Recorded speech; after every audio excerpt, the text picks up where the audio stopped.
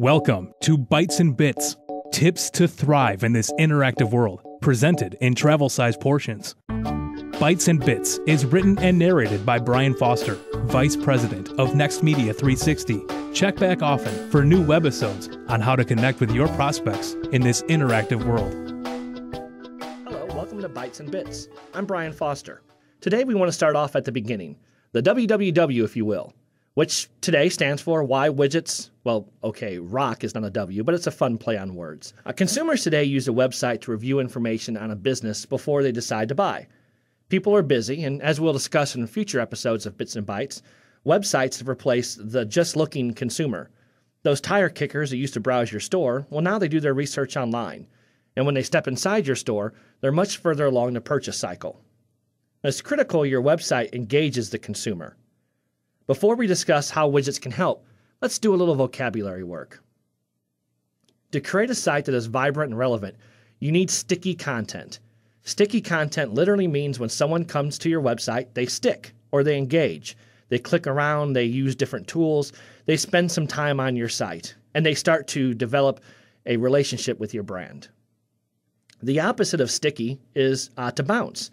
When someone comes to your website and literally bounces off your site before they click on anything or before they engage in anything.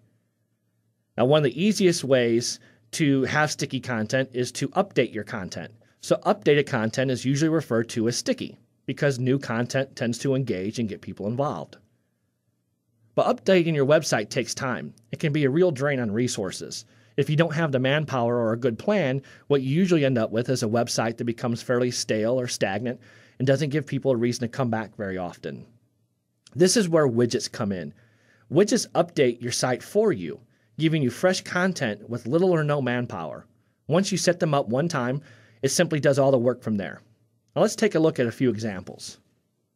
Here you see an image of one of our radio stations, Star 96.7, and they use VH1 for their music content. They have artist updates, they do different movie trailers, and it's a lot of great information. But the reality is the VH1 website is a big, large website. How do we take the best of that website and put it on a little small space of our website? And that's what we use a widget for. So as you can see here, the This Is It Michael Jackson movie trailer is filling our widget space. So we create a little space in our site, and it basically takes all the best parts of the VH1 website and automatically uploads it into the Star website.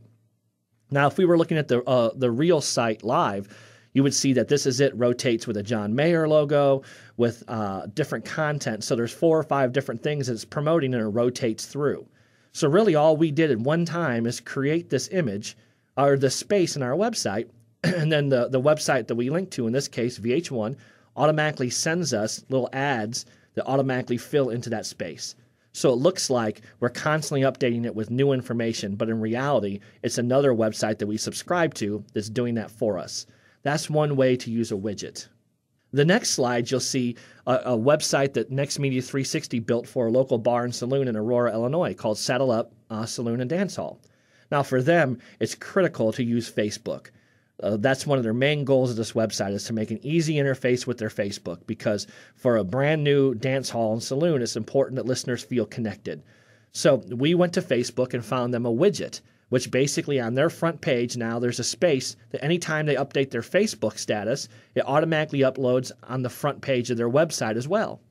So when they post a new picture or make a new update on Facebook, not only are they updating their Facebook page, but they're also updating the front page of their website. They kind of kill 2 birds with one stone.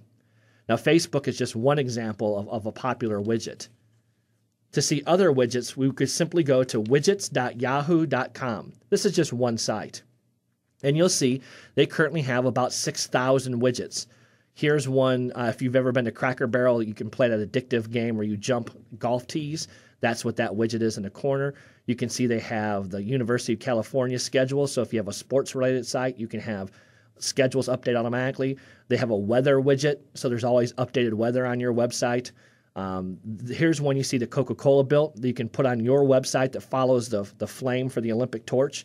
So there's all different kinds of widgets. And as you see below, once you click on Get a Widget, it'll give you that cryptic-looking long string of characters and numbers. You simply give that code to your web person, and they put it right into your template. and then automatically it'll turn it into a graphic, and that graphic will auto-update. So every day, depending on what widget you use, you'll have information that's new, that's relevant, and it updates consistently, and it gives people a reason to come back to your website, and it keeps it vibrant. Now, let's say you're looking for something that's not on the widgets.yahoo.com. This next slide shows what happens when you just simply go into Google and type the word widgets. There are about 176 million results. If you need something, if you have a financial site and you want to track the progress of gold prices, simply type in gold widget or gold price widget. If you want to do a fun game, type in game widgets. And again, what you're looking for is usually free, and they're very easy to find. Once you find the widget you want, you get the code, give it to your webmaster, and now they'll put it into your site, and that page will automatically update, and it gives you a fresh feel and fresh content. The trick is, it takes no manpower once you set it up, and it's always changing. So, when you look at your websites, make sure you're trying to find sticky content. And sticky content with low man hours starts with the widget.